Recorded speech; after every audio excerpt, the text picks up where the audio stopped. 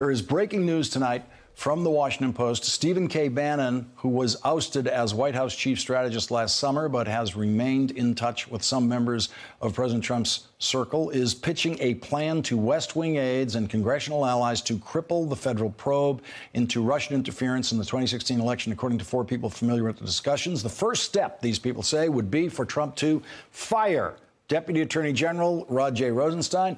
According to the Post, Steve Bannon is recommending the White House cease its cooperation with the special prosecutor Robert Mueller.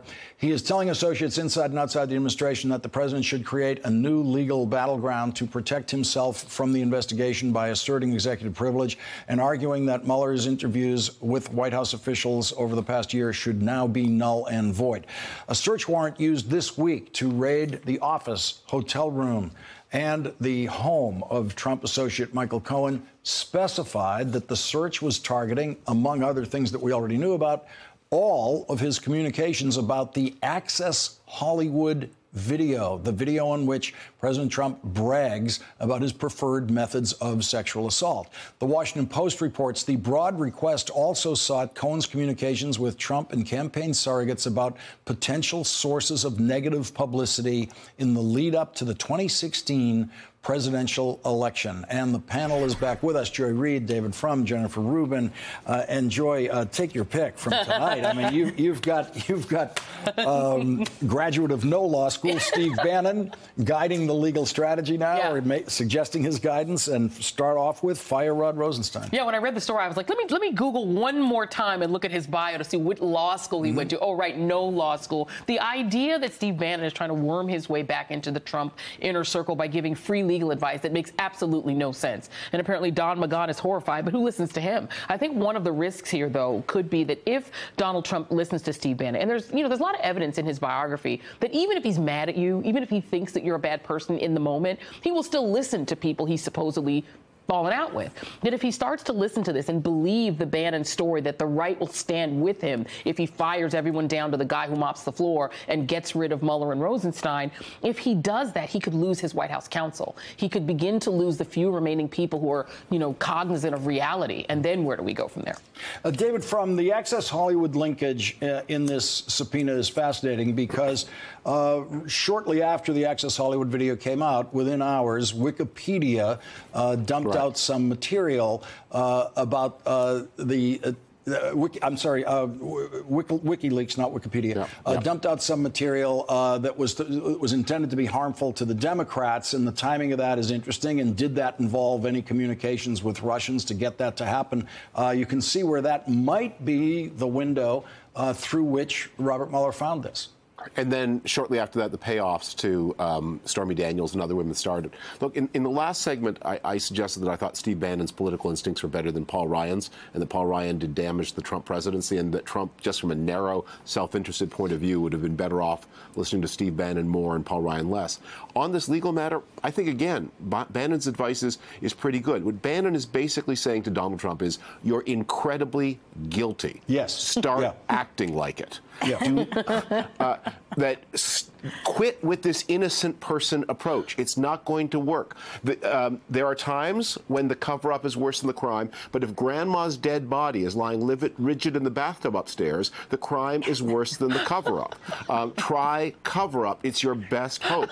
And I think in this case, that's really good advice. Cooperation will not help Donald Trump, but a cover-up and an attempt to inflame the country, appeal to your base, that probably is the best plan. Bannon's probably right about this. Jennifer, this is such an important point, and so many people who have been observing this for the past year keep saying, why would the president do X? Why doesn't he do Y? And the answer is there's a very big difference between how guilty suspects should behave and consult and how not guilty subjects should behave. And Trump has behaved flawlessly as a guilty subject. That's right. And I actually do have a law degree. And although I love David, it's horrible advice because it makes no sense. There is no such thing as not cooperating with the special prosecutor. They go and get subpoenas and they enforce them. He can try to do this wackadoodle exercise of taking documents back and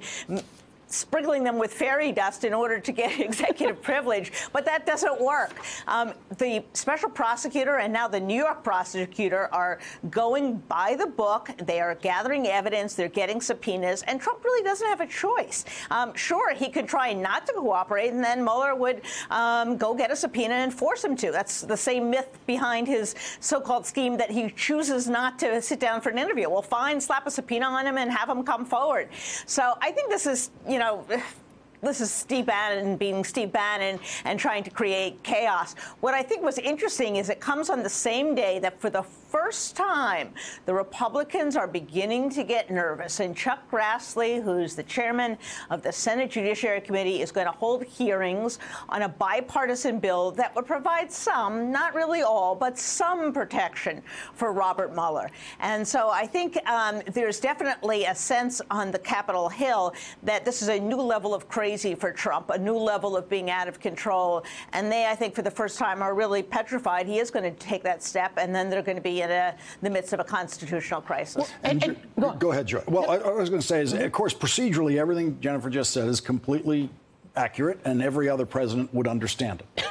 The Steve Bannon advice, I believe, at the next stage is going to be, of course, you don't agree to the interview with Mueller. And when Mueller subpoenas you, you do not accept the subpoena. You do not let the U.S. Marshal through the gate of the West Wing to serve a subpoena. Your lawyer does not accept service of the subpoena.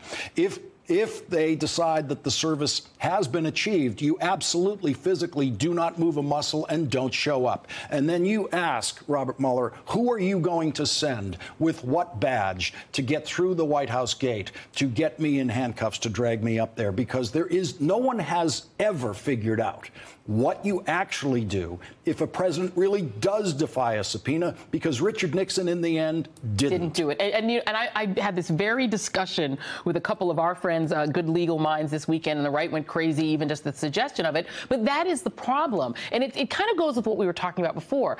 Three quick things. One, no, Robert Mueller cannot unsee what he has seen. So you can't do anything about that, right? You can't suddenly waive executive privilege over to make it go away. Number two, you can't control what the New York investigation does. And what I'm not a lawyer, but I would think what you want is certainty. You kind of know what Robert Mueller is like.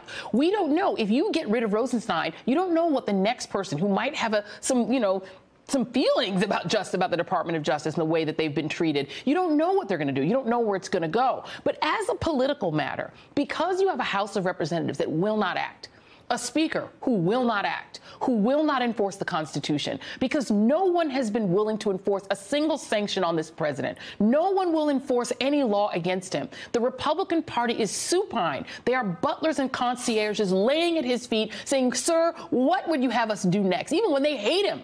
The reality is that Donald Trump does have a political out, which is to barricade himself in and say, I don't recognize this court, and have Fox News and all of his friends say, that's right, Mr. President, fight the power, fight the swamp. And then we don't know. This is the definition of constitutional crisis. What is Paul Ryan going to do? Be a little bit less polite and nice to him? Right. I don't know what he would do. At that point, impeachment is the only remedy. And we're going to hear later in the show from a Republican who says that the Republicans could consider impeachment after they get past their primary season this year. We're going to see if that happens. Joy Reid, Jennifer Rubin, David Frum, thank you very much for joining us for beginning the show. Really appreciate it.